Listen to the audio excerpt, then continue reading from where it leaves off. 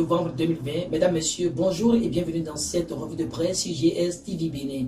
Hier, dimanche 1er novembre 2020, c'était la fête de tous les saints et la mairie de Cotonou rend hommage aux morts, signale les journaux. Offense au maire de Porto Novo, à Vranco, à Port-Misrité et à Diara. Bernardin Nukozoku, sa famille et les populations des 4 communes implorent leur pardon. Le samedi 31 octobre 2020, les femmes du Bénin ont marché. L'objectif d'un tel acte et leur message assurent également dans cette revue de presse. Malgré les 8738 aspirants qui ont pris effectivement service, les journaux notent un cafouillage dans le déploiement des préinsérés du secondaire. Joël Aïvo, Abdoulaye Biochani, Hervé Rehome, Oswald Omeki, El Hadj Wabi Amadani, Mesme Adisso au cœur de l'actualité. Mesdames, Messieurs, c'est déjà les essentiels en titre, mais avant le développement, allons à la découverte du quotidien La Tribune, qui est le journal à l'honneur ce lundi sur GS TV Bénin. Offense des maires de Porto Novo, à Vranco, à Diara et à Port-Misrité. Sa famille et la population des 4 communes implorent leur pardon. En effet, le journal de Jérémy Kossou signale que lors d'une manifestation à Cotonou, l'artiste a traité les 10 maires de tous les noms. Leur péché était d'avoir interdit les manifestations pour éviter les grands regroupements en cette période de Covid-19. Ce qui naturellement n'arrange pas les artistes qui ne pourront plus vivre de leur art. Mécontents d'une telle décision qui pourtant vient du gouvernement, la Tribune mentionne que le sieur Nukozoku s'est attaqué au maire précité avec des menaces à peine voilées. Après une introspection, l'artiste s'est ravisé et a compris que ces derniers n'en étaient pour rien. Alors, il a pris la ferme résolution de leur présenter ses excuses publiques afin qu'il le pardonne, signalant que l'erreur est humaine mais y persévérer devient diabolique. La Tribune étale que le sieur Nukozoku, aussi bien les populations, sans oublier les membres de sa famille, implore le pardon des maires offensés. Une faute avouée à moitié pardonnée. C'est sur ce dit-on que le journal de Jérémy Kossou implore l'indulgence des maires, car après tout, Bernardin Nukozoku est leur fils et ils doivent le considérer comme un enfant prodige. Du pardon à un acte de générosité. Et la Tribune nous apprend que le projet Top Zemweme Plateau apporte une fois encore de la joie au cœur. Jamais un 102.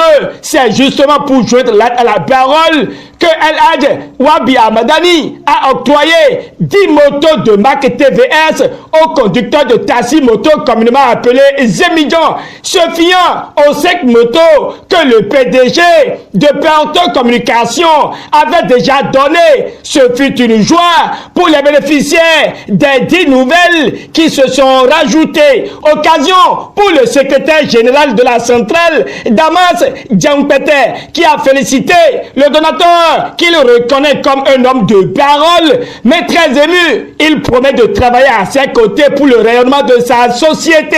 À sa suite, c'est Achille Humpe, porte-parole des récipiendaires, qui se dit très honoré, car El Hadj Wabi Amadani l'a surpris avec 10 motos, alors qu'il s'attendait à 5, comme ce fut le premier don. Il l'a donc roué de prière, signale le journal à l'honneur, avant d'aller sur son dernier titre afférent aux activités mensuelles de la direction départementale des affaires sociales du plateau. Jaurès Akibé lance une guerre contre la grossesse prématurée et la déscolarisation avec son bâton de pèlerin et sous le thème l'éducation en santé sexuelle et productive. La direction départementale des affaires sociales et de la microfinance du plateau a éclairé la lanterne de 70 apprenants, en majorité des jeunes filles, sur les conséquences fâcheuses que génère la grossesse précoce tant au niveau de l'homme que chez la jeune fille. Selon la tribune, plusieurs temps forts ont meublé cette cérémonie et la page 6 du magazine renseigne davantage. Son auteur du journal à l'honneur, Dynamise Info prend place et parle de l'effectivité de la marche des femmes ce samedi. Boni Yahi, l'instigateur dans le rêve des courtisans du régime, affiche le journal de Parfait Bokor en manchette. Heureux de cette marche des femmes ce 31 octobre 2020 et ceci malgré les intimidations et manœuvres de démobilisation. C'est l'insomnie dans le rang des apprentis prédateurs de liberté et soutien aveugle du pouvoir qui tente de saboter ce qui s'est révélé pourtant une réussite et pratiquement une première depuis les lois et décisions liberticides. Opinant sur la même actualité, la Relève Info dénonce le faux procès à l'encontre de Boni Yahi et aux démocrates. L'Audace Info précise pour sa part que les femmes plaident pour la paix et réclament un dialogue national en cette veille des présidentielles de 2021 au Bénin. À cette gigantesque marche des femmes engagées, le journal de Remiad Alingo note la présence remarquable des femmes amazones de Joël Aïvo.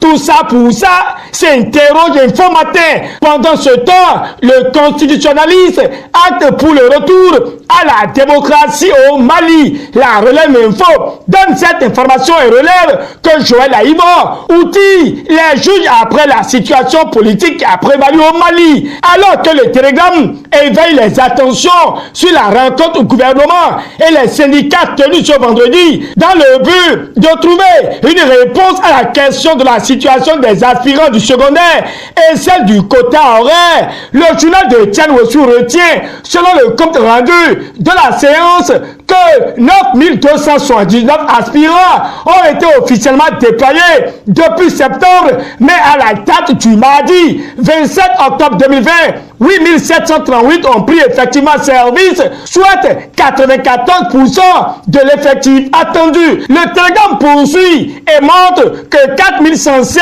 postes sont à pouvoir et qui seront recherchés dans le recours aux aspirants en poste l'an dernier et ne figurant pas dans la base de données, soit un effectif de 1310. Cette liste sera complétée par le déploiement de 788 enseignants sur les 981 qui ont réussi au dernier test organisé en 2020.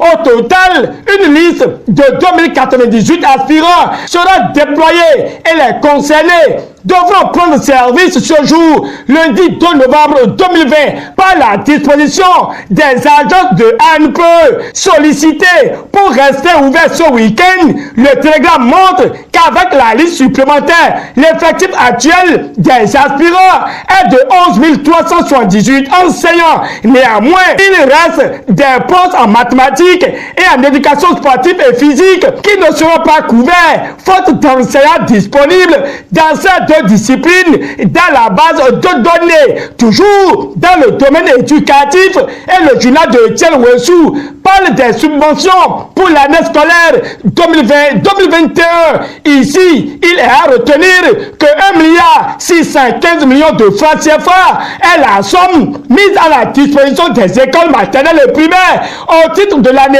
en cours. Elle représente le premier cas des subventions auxquelles les dites écoles ont droit pour couvrir les charges de l'année scolaire en cours. Du secteur éducatif à celui financier, la nation indexe les finances publiques, précisément les nouvelles modalités de remise de livrets et paiement à bonne date des pensions, puis montre que c'est les réformes qui faciliteront la vie aux retraités. Toujours bilan, et les universitaires retiennent un bilan satisfaisant du quinquennat du président Patrice Talon Silla de la nation.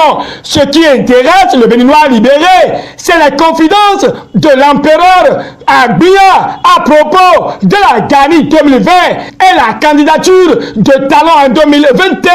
Le même journal voit que la fièvre du troisième mandat en Afrique et qui fait rage actuellement en Côte d'Ivoire où un gouvernement transitoire serait en vue.